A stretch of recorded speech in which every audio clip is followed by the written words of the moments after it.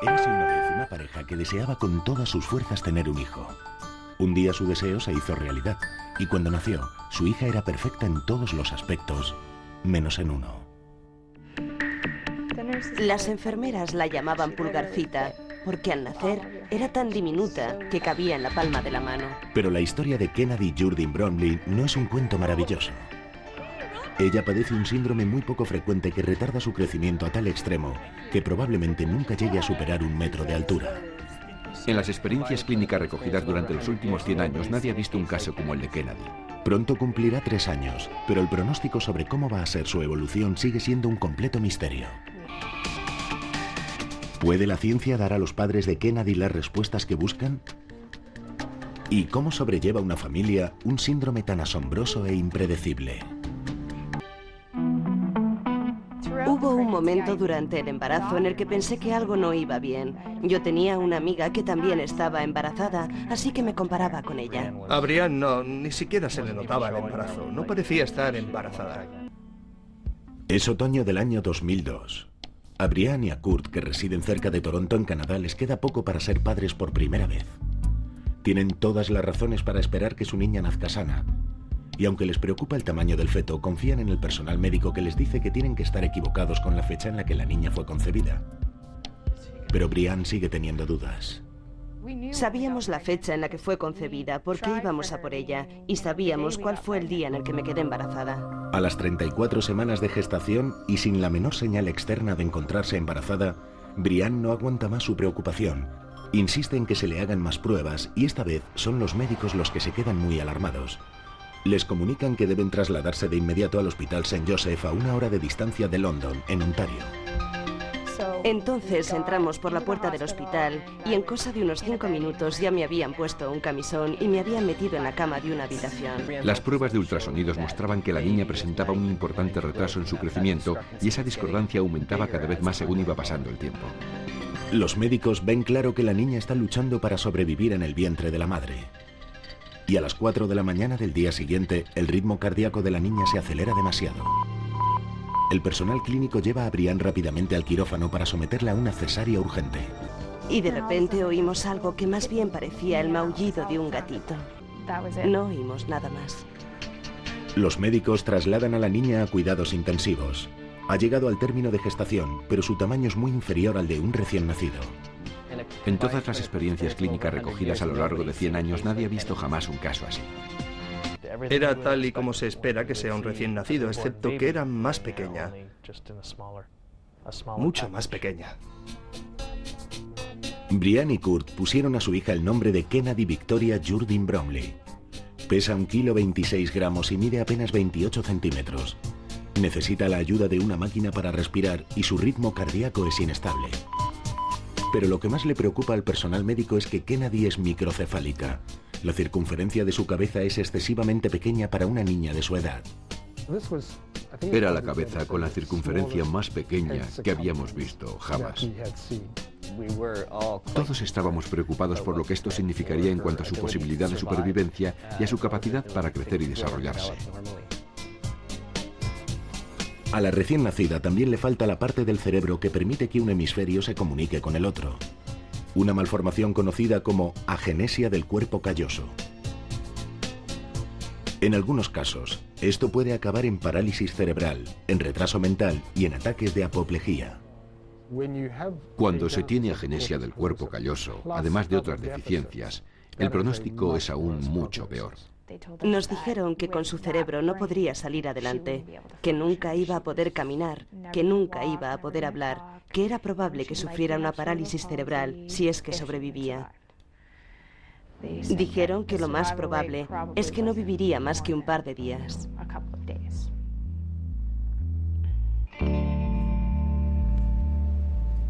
Cuando yo vi los resultados de la resonancia magnética, me sentí destrozado. Pero sigue luchando. Se le retira la máquina de respiración asistida y ella sigue respirando por sí misma. De pronto empieza a mostrar su capacidad de succionar la tetina de un biberón y se le retira el tubo que la alimenta. Después de 3 semanas, el personal médico decide darle a Kennedy el alta, pero siguen teniendo serias dudas sobre su futuro y no tienen ni la más mínima idea del motivo por el que nació tan increíblemente pequeña. Aún así, la vida en casa no es fácil. Kennedy apenas duerme y lucha para mantener cada gramo de su peso. Brian y Kurt tendrán que esperar 7 meses para recibir un primer diagnóstico más preciso. Kennedy ya tiene 3 años, pero su tamaño es casi el de un recién nacido. Pesa un poco más de 4 kilos y mide alrededor de 68 centímetros y medio. Entra ahí. Aún no habla, pero le encanta jugar con su hermano pequeño Ty. Con 10 meses, Ty ya pesa 2,5 veces más que su hermana mayor.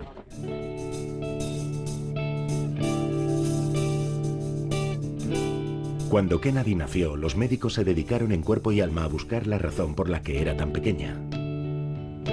Pasaron 8 meses hasta que la familia descubrió que Kennedy padecía un síndrome muy extraño llamado enanismo primario.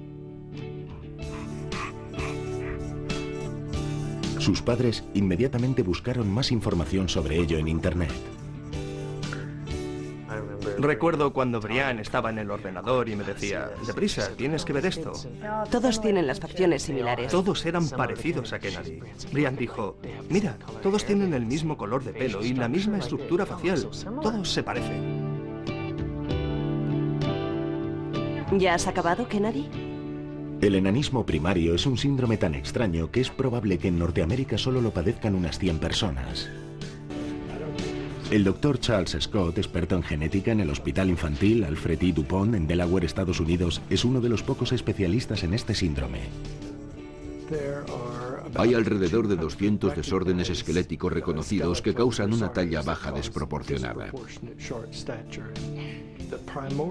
El grupo del enanismo primario parece ser una de las últimas categorías de la que aún no tenemos mucha información. Los individuos con síndrome de enanismo primario sufren una patología muy distinta a la del enano más conocido, el que padece síndrome de acondroplasia. El enano primario tiene el cuerpo bien proporcionado y su crecimiento es muy retardado desde el principio, cuando aún está en el vientre de la madre. El síndrome de enanismo primario tiene al menos 15 categorías distintas, y según dicen, son las personas más pequeñas del mundo. Llegarán a medir alrededor de 1 metro de altura al llegar a la edad adulta, como mucho. Y desgraciadamente, nosotros no podemos modificar eso con ningún tratamiento. Uno de los primeros casos documentados de este síndrome es el de Lucía Zarate, nacida en México en 1864. Su crecimiento era tan lento que cuando llegó a adulta alcanzaba apenas 51 centímetros. Hasta el día de hoy, aún no sabemos cuáles son los genes que causan algunos de estos desórdenes primarios. Sigue siendo un interrogante, un gran interrogante, para el que aún no tenemos respuesta. Pero lo que los expertos en genética sí saben es que algunos de los tipos de enanismo primario son heredados a través de un gen recesivo. Ambos padres tienen que ser portadores para que el niño desarrolle este síndrome, y cada vez que tengan un hijo habrá un 25% de probabilidades de que nazca con el síndrome.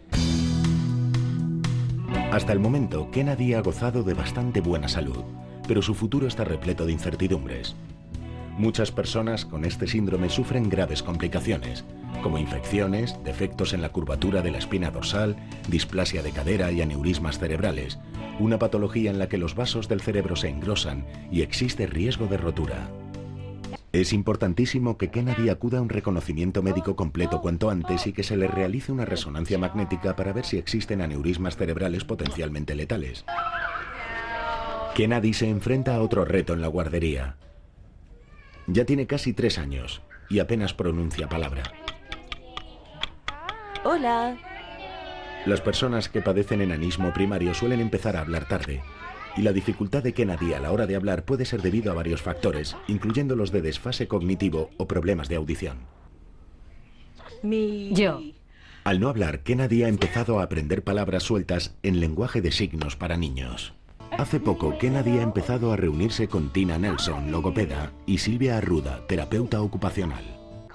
Lo que nosotros llamamos comunicación total es algo muy importante dependiendo de los límites que tenga cada niño. Da igual que sea con lenguaje de signos, lenguaje oral, gestos o comunicación por imágenes. La habilidad para jugar es la apropiada para su edad, lo que es un gran indicador de su desarrollo cognitivo. En un par de semanas, Kennedy se someterá a una serie de pruebas y reconocimientos con el fin de arrojar luz sobre el retraso en su comunicación oral y otra serie de cuestiones médicas.